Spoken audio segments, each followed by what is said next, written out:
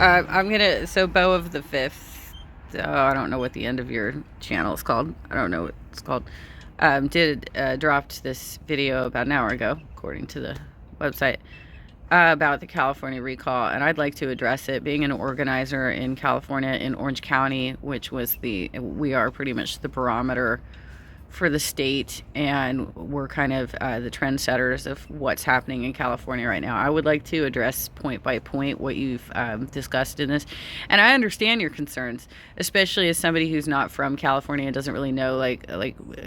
I'm telling you straight up, if you look back at like our history, we are. Everybody's always like, yeah, but you're a coastal state, you're Democratic. We've actually been very purple for a very long time. Our governorship goes back and forth between Republicans and Democrats. But let me get to that. I'm going to talk about this, and bear with me. I'm sorry if I sound like crap. I found out a friend, a longtime friend, who was only 31, passed away suddenly last night in their sleep. I don't know why. I don't know if it's COVID related. So I'm going to try and hold it together. And I'm going to do this because I want to take my mind off things a little bit and just jump back into politics for a second. So let's go. People, it's Beau again. So today we're going to talk about the California recall election and the results and the storyline that's going along with those results in a lot of the reporting, and how that is not the story I see. To catch you up in case you don't know, the governor of California, a Democrat named Newsom, was facing a recall election. Okay. At time of filming, the election has been called, and Newsom won. He's staying in office, and he won big, 65%. I mean, that's sizable. There's no debate about that. However, the storyline that's going along with this is that this is a rebuke of Trumpism, and it shows that Trumpism is on the decline. It's not a win. Trumpism isn't gone, but this is evidence that it's not really gaining ground. Yeah, I don't know about that. Okay, so let's stop there for a second.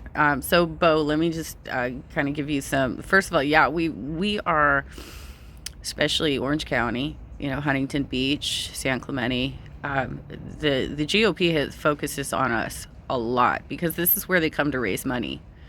This is where the Nixon Library is. This is where Reagan got his start. This is where they come to raise money. Larry Elder actually spent his campaign night in Costa Mesa, which is about 15 minutes north of me. They come here for money. When Matt Gaetz and what's-her-face, Marjorie Taylor Greene, they were out here, and they were getting kicked out of every venue that they tried to get. So they ended up doing basically what were illegal rallies. I don't know that they got fined, because there are still a lot of seats that we're trying to take, and one of those would be the sheriff's office.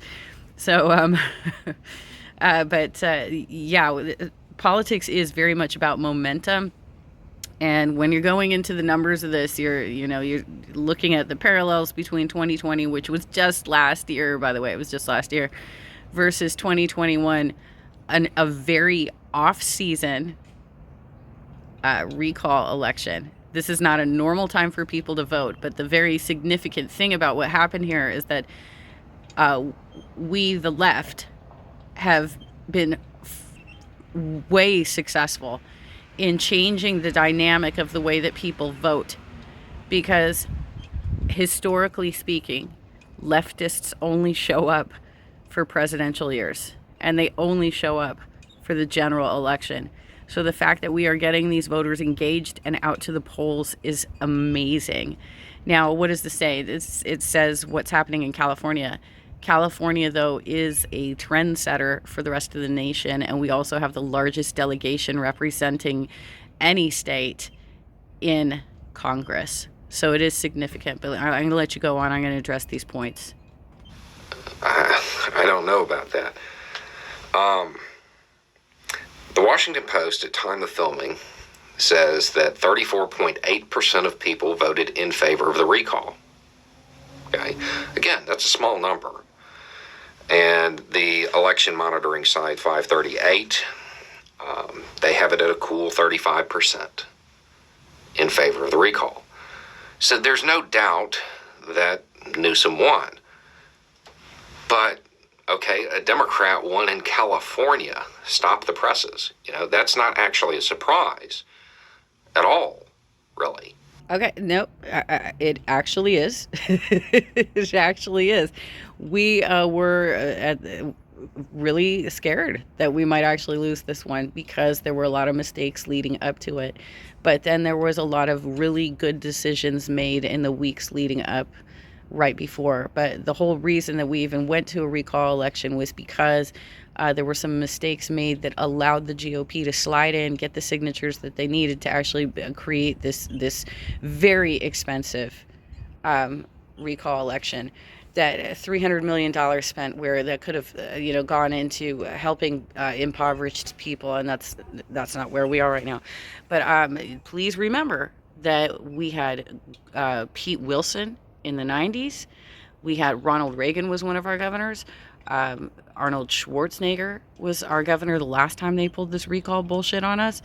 And this recall stuff, it's if you go back in history, the whole reason that they put the process in place the way that they do today is because they were afraid that big agriculture was going to sweep up the seats, and we needed a way to pull out corrupt politicians. And the GOP has found a way to abuse this system, and just it lends to the whole conspiracy theory that all elections are fraudulent, and that's exactly what they're doing right now too. Is they're trying to push out that Larry Elder knew he was going to lose 2 days before the election, and he was already saying that the election is rigged, and that's not true.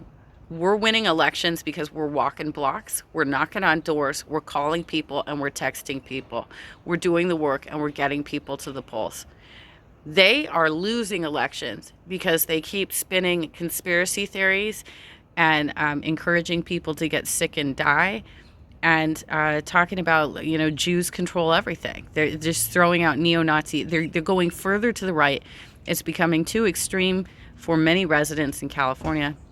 And so the demographics of our state have changed.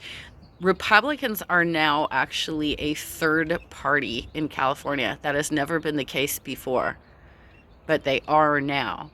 And it's Democrats have plurality, but not majority. There are a lot of we call them in California, we call them no party preference voters. Independence. The American independence is actually like a Nazi party. So a lot of confused people sign up for that party thinking that they're independents. You're not. You're actually like alt-right if you're signing up for that party. If you are an independent in California, you are no party preference. Sorry, guys. All right. I don't know how to turn that off while I'm doing this, but okay. Let's go. So I don't see the story saying that this is a rebuke of Trumpism, that Trumpism lost simply because the Republican candidate was endorsed by Trump. Because the reality is, in 2020, Trump got 34.3% of the vote. If current percentages hold, Trumpism gained ground in California. I don't see the story that is being reported. I don't see the reason that, champagne bottles are being popped. Historically speaking. That's inaccurate. Beau, that's inaccurate. I'll drop an article for you. Actually, the person who was just trying to text me sent me the article this morning. It shows the historical percentages and how much ground that we have moved further to the left here in California, and how much it really changed while Trump was in office. Like, Trump did a lot of damage to the GOP. And that's very significant because, like I said, this is where the GOP, Orange County, California, is where the GOP comes to get money. And they are becoming less and less of a good investment for their donors. That's very significant, okay? It's ill-advised to underestimate a cult of personality that has spawned an ideology. throughout history, underestimating those ideologies has been a bad move. I don't see the decline of Trumpism because of this election. Best case scenario, we're holding the line. Worst case, Trumpism is gaining a little bit of ground. Now, there's still more votes to count, and that percentage could change a little bit, but it really does appear as though nothing has changed since 2020. And while, sure, the Democrats won this, and in that sense, yes, Trumpism didn't win, but those numbers really didn't change. I do not see the storyline that is kind of being widely reported. A Trump-backed candidate lost in California. Okay. I don't know that that's a real barometer for the overall discussion of this. Yeah, it totally is. It's actually it's great. And I mean, if you want to like watch this or reach out to me or have a conversation about this, I would love to have a deeper conversation with you about this.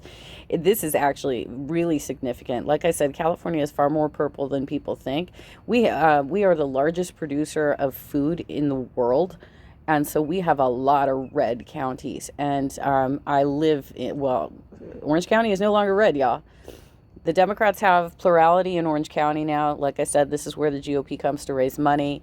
San Diego County is actually fairly red as well. And we all crushed the recall last night by decent percentages. So yeah, we are moving the needle. We are going in the right direction. I know it might not look like that from the outside because you all have this idea that we're like way left. We're not way left. We have a very large state. We have a lot of agriculture. We have a lot of conservatives. I mean, even in Hollywood, where there's the perspective that everybody's a leftist in Hollywood.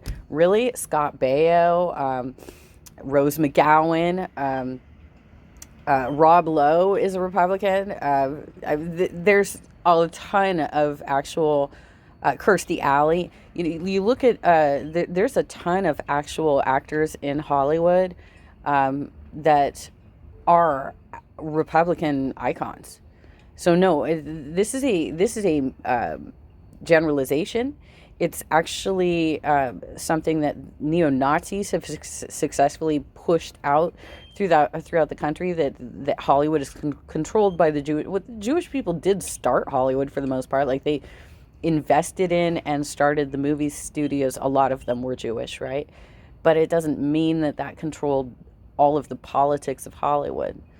It's actually quite blended. And it's not what you think it is. And most of the radio is very conservative. And local channels are conservative. And a lot of our newspapers are conservative. So when you talk about what's happening in California, you have to have a deeper understanding of what our politics actually look like. I don't know that we should be paying that close of attention to it, in the sense that even if it had gone the other way and Newsom picked up a few points over 2020, it's California. I don't know that that's really that important.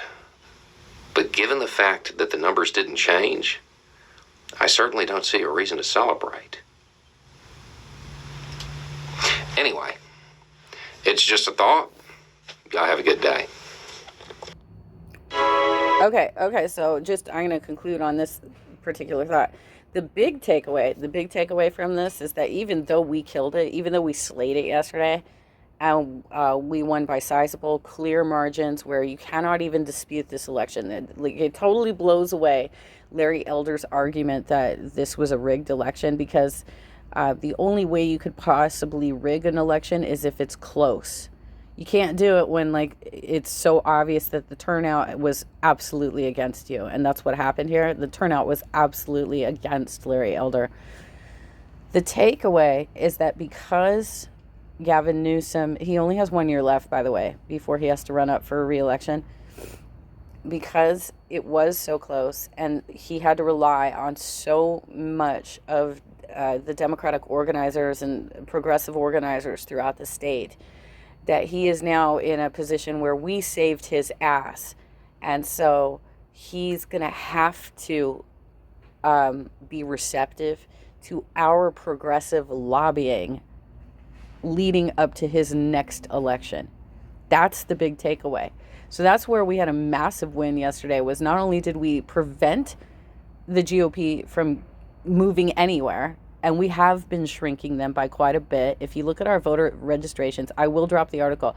Our voter registration, we have gained 7 million, like, I think the article said that there are 7 million more registered voters in California for this recall than there were during the Gray Davis recall, which, Beau, I would encourage you to take a closer look at the Gray Davis recall and how the GOP completely spun that shit around. That was the Enron scandal. Take a look at it.